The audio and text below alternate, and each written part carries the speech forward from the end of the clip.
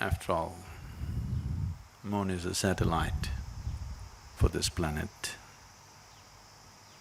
and helplessly strung to this planet and making its rounds.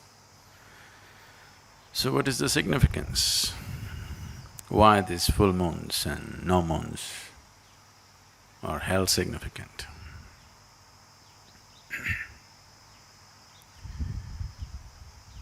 Probably many of you know that you may not know, I hope you do not know this by experience. You should know that if someone is mentally disturbed on a full moon day, on a new moon day, they get little more disturbed than usual. You're aware of this? Happens to you?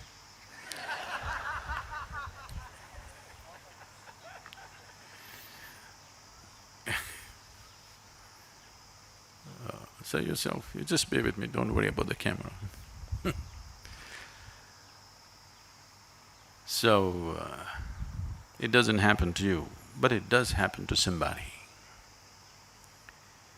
So it is not that moon instigates madness, it is just that when the moon takes certain positions, it heightens whatever you are. If you are loving, you become more loving. If you are joyful, you become more joyful. If you are blissful, you become much more blissful. If you're a little insane, you become much more insane. If you're meditative, you become far more meditative. It just enhances everything that you are. So we consider these days important so that you consciously create the right kind of quality in you so that it gets enhanced. Today is Paurnami, in the morning you get up and you be in a certain way, you create a certain quality in you so that by evening that quality is enhanced. So whatever the qualities that you are, so that you start engineering it more consciously than being a victim of unconscious eruptions within yourself. So the moon does not make you mad or meditative, it just enhances whatever you are. You know, even the ocean goes mad. If you are a swimmer on the beach, it's madness for you. But if you are a skipper of a large vessel, it is a boon for you. But something is happening. The very ocean is trying to rise. When the very ocean is trying to rise, the situation may be conducive for you also to rise, probably, if you are willing to make use of it. And moon's influence on human life is far more than that. To do anything with yourself, to be aware where the moon is could be useful because it creates different types of qualities and energies in the system. If one is aware, he could make use of it.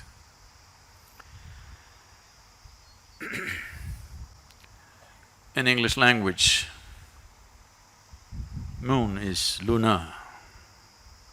If you take a step further, you become a lunatic.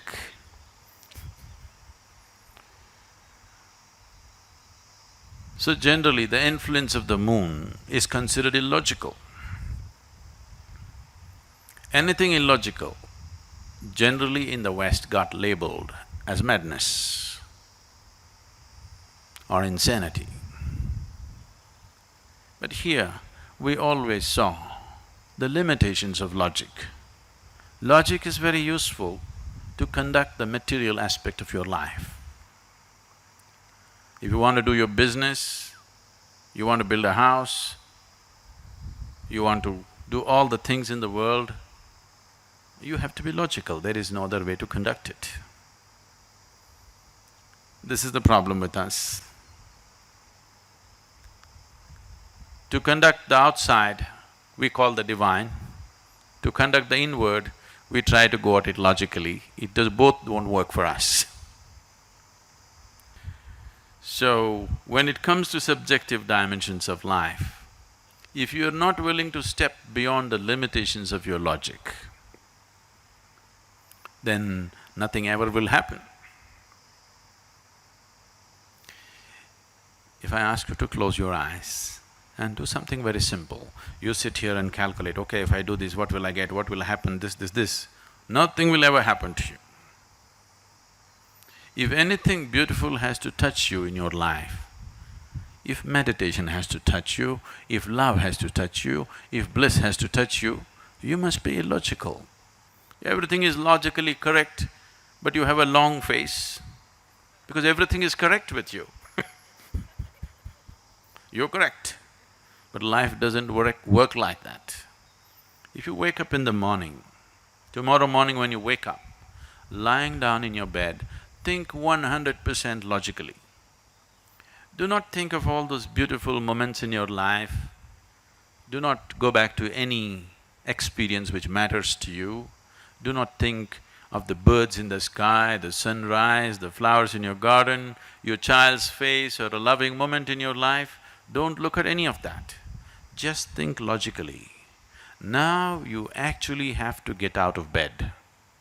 That's not a small feat. Is it a small feat? It's not a small feat. And then you have to go to the toilet. Then you have to eat, work, eat, go to sleep. Again tomorrow morning, same thing. Cut out the experiential aspect. Think of your life 100% logically and see, you have to do the same damn things for the next 30, 40, 50 years. And if you do yoga, it gets elongated. It gets stretched further, you know. The same nonsense every day. Just think logically, is it worth it? Is it worthwhile? Is it worthwhile? No. Moments of extreme logic are moments of suicide. And all of you have been committing suicide like this, but you don't do anything these days in one shot. You do everything in installments. You're committing suicide also in installments. I want you to just look back. If you're unable to look back, when you go home today, I want you to rummage into your old pictures and see when you were 5, 6 years of age, how your face was. It was like this. Now, it's getting longer and longer. So, if you have to step out of your logic, unless you do it in a certain way, it sounds senseless. Because right now, your idea of sense is only logical, isn't it? But please see, the most beautiful moments in your life have happened to you only when you kept your logic aside a little bit. Yes? Logically examine your love affair and see, it'll be the most stupid thing you can do. Really. Yes or no? Maybe it's the most beautiful thing in your life, but logically dissect your love affair and look at it, it is the most idiotic thing you can do. But it might have become the most beautiful experience in your life. So the logical dimension of life and the experiential possibility of who you are diametrically opposite. So in yoga, we look at you as two aspects, the sun and the moon. You've seen the symbolism? You've heard of the word hatha, hatha yoga? Hatha means ha, means sun, tha means moon. So these are the two dimensions. There are various symbolisms for this. You have seen Shiva being represented as half man, half woman, all these things to suggest there is a logical dimension to you and there's a dimension beyond that. If you do not explore both, you will be an incomplete human being. or you will be only half alive. So when we say a spiritual process or yoga or whatever, what we're looking at is how to become a full-fledged life process, not a half-life process. Just the body is alive, that's not good enough. Everything in you should be aflame. Only then you will see whether something is happening or nothing is happening, it's worth being here. If you sit here, it's worth being here. If you open your eyes, it's worth being here. If you close your eyes, it's worth being here. Otherwise, whatever is happening, it's not worth being here, simply because only a part of you is alive, the other part is yet to come alive. So the moon, today being a full moon, the clouds are hiding it, but don't worry. Whether you can see it or not, the influence of the moon is very much there. Because on a no moon day or a new moon day, the influence of the moon is far more than on the full moon day. So whether you perceive something or do not perceive something is not the issue, the influence is anyway there. There is a logical element to you which helps you to handle the material well. There's a dimension beyond logic, without it the subjective dimensions can never be accessed.